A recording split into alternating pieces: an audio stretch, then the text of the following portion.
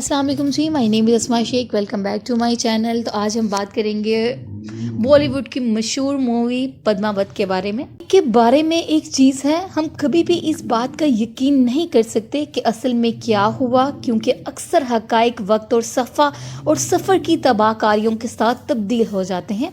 इसी तरह पद्मावती की कहानी है, जिसे शौक से रानी पद्मिनी का है। इनकी कहानी को मुख्तलिफ शक्लों में तैयार किया गया है। कुछ का दावा है कि इसे तलवार की लड़ाई में रतन सिंह के हाथों शिकस्त हुई थी, जिसकी वजह से इसने शादी कर ली थी। दूसरों का ख्याल ये है कि इसका बात करने वाला वो तोता जो कि इसका दोस्त था, दो मोहब्बत करने वालों के इत्तेहाद के लिए। अगर हम सोशल मीडिया के मौजूदा दौर की बात करें तो तारीख के बारे में गुफ्तगू बेशुमार और नाकाबिले शनाख्त है। इसके बावजूद एक चीज़ है जो तमाम विजन में मुश्तरक है, वो बेमिसाल खूबसूरती की औरत थी और चित्तरगौड़ का जौहर कंड, जहाँ रानी पद्मिनी ने 700 साल से ज़्यादा राज किया। इतना ही अहम मकाम जैसे कि हम कह लें पद्मावत, जो कि संजय लीला बंसाली की मशहूर मूवी पद्मावत फिल्म थी। रानी पद्मिनी की तारीख के बहुत से विजन हैं और यहाँ हम इन तमाम नुस्खों की बात करेंगे। दिलचस्प बात यह है कि अलाउद्दीन खिलजी की चित्तरगढ़ की फतह के पहले बयानात में रानी पद्मावती का कोई जिक्र नहीं है।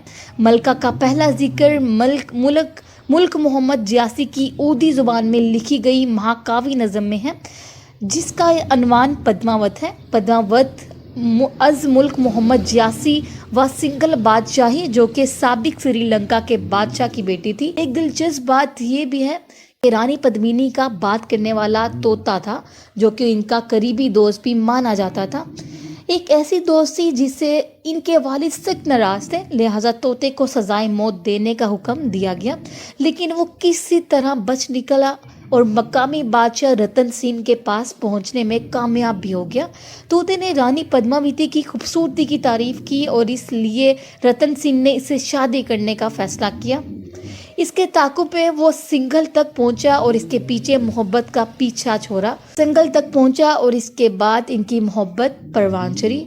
वो मिल नहीं सके, लेकिन इससे वाक़यात का सिलसिला शुरू हो गया, जिसने बलाखिर इन्हें इकट्ठा करके शादी भी कर ली। अब इस कहानी में एक ट्विस्ट ये भी है कि रतन सिंह की पहली बीवी, जो कि नागमती और पद्मावती के दरमियान दुश्मनी पैदा हो गई। एक ब्राह्मण राघवार चीतन को रतन सिंह ने धोखाधड़ी के इल्जाम में अपनी अदालत से निकाल दिया।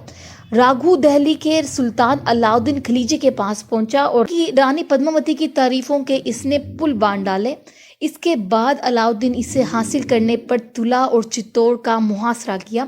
वो फतह करने में नाकाम रहा और रतन सिंह को जाली अमन मुआहदे की पेशकश की और धोखे से इसे पकड़ लिया। ताहम वाक़यात का एक सिलसिला शुरू हुआ और रतन सिंह को इसके वफादार जागीरदारों को गोरा और बादल ने इसकी कैद से रहा कर दिया, जो पालकी के अंदर बैठे हुए रानी पद्मावती का भेष बदलकर इसके किले में दाखिल हुए। इसी दौरान रानी पद्मावती को हल्लर के बादशाह देवपाल ने तजवीज़ किया।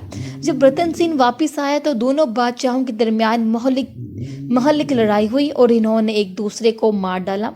ऐसा होते ही अलाउद्दीन ने चित्तौड़ पर हमला किया और इसी तरह नागमती और पद्मावती के पास रतन सिंह की लाश पर खुदसोजी करने के अलावा कोई चारा नहीं था। एक और वर्जन इस तरह जाता है कि रानी पद्मिनी जंगी हिकमत अमली और जंगी जहाज़ में अच्छी तरह से तरबियत याफ्ता थी, इसलिए इसने तलवारबाजी के फ़न में माहिर बना दिया।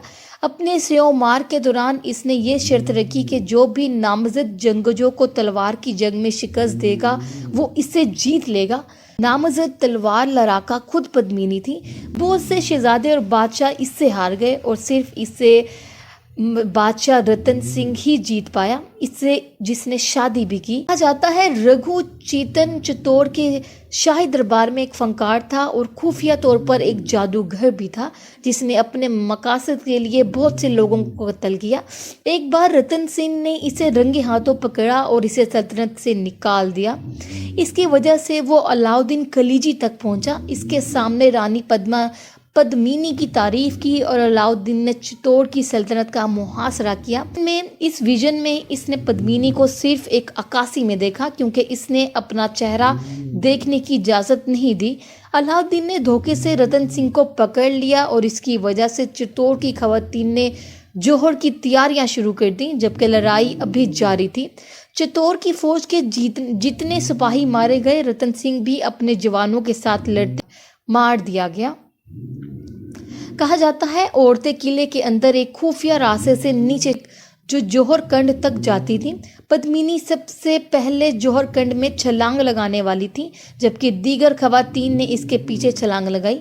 इनकी चीखों पुकार इस कदर थी कि आखिर अलाउद्दीन ने इस रास्ते को मुस्तकिल तौर पर बंद करने का हुक्म दिया और कई सालों के बाद चित्तौड़ के बादशाह ने बहादुर औरतों की इज्जत अफजाई के लिए इसे दोबारा खोला। यह विजन दूसरे विजन से काफ़ी अब हम दूसरे विजन के बारे में बात करेंगे। दूसरे विजन में इसे काफ़ी मुख्तलिफ तौर पर समझा गया है। इसमें पद्मिनी का जिक्र हमीर सिंह की बेटी के तौर पर किया गया, जो कि सलून के हुक्मरान चौहान है, जबकि चित्तौड़ पर लच्छन सिंह की हुकूमत थी। कहा जाता है पद्मिनी ने भीम सिंह से शादी की और अलाउद्दीन ने चित्तौड़ का मुहासरा कर लिया, क्योंकि इसने इसकी खूबसूरती की बहुत तारीफ़ें सुनी थी।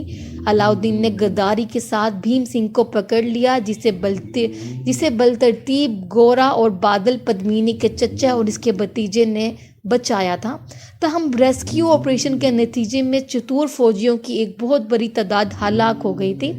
मज़ीद ये कि इसके नतीजे में पद्मिनी के साथ चित्तौड़ की खवातीन ने खुद सोजी कर ली। मज़ीद ये कि अफसानवी रानी पद्मा 1500 के आसपास कहीं पैदा हुई थी और ये वक्त अलाउद्दीन खिलजी की वक्त से तकरीबन 200 साल के फासले पर है। पद्मावती की कहानी की जियासी के विजन में बहुत सी खामियां हैं और पूरे हिंदुस्तान में प्रोफेसर्स और मुराखीन ने इनकी निशानदी कर रहे हैं। ऐसा लगता है कि पद्मावत अफसानवी अदब का सिर्फ एक बेहतरीन टुकड़ा था, जबकि इसकी तारीख में कोई जड़ नहीं।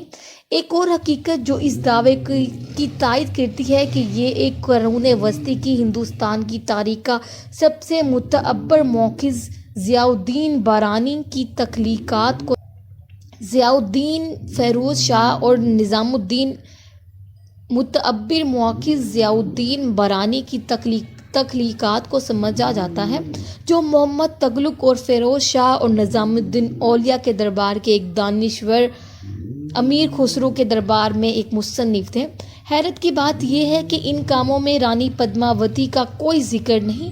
अजीज़ अहमद की तरफ से आने वाला एक और नुस्खा ये भी है कि बताया जाता है कि ये मालवा के गियासुद्दीन खिलजी थे, जिन्होंने रानी पद्मावती के लिए पसंद किया था, न कि अलाउद्दीन खिलजी के लिए। इस नज़रिए की तायद उदयपुर के एक नोश्ता से मिलती है, जिसमें कहा गया कि गियासुद्दीन को गोरा और बादिल राजपूत सरदारों ने शिकस्त दी थी। जी, तो ये थी एक छोटी सी इन्फॉर्मेशन पद्मावत मूवी के बारे में, जिस पर एक बॉलीवुड की फेमस मूवी बनाई गई थी। वीडियो अच्छी लगी हो तो मेरे चैनल को ज़रूर सब्सक्राइब और वीडियोस को लाइक कर दीजिएगा। तब तक के लिए अल्लाह हाफिज़।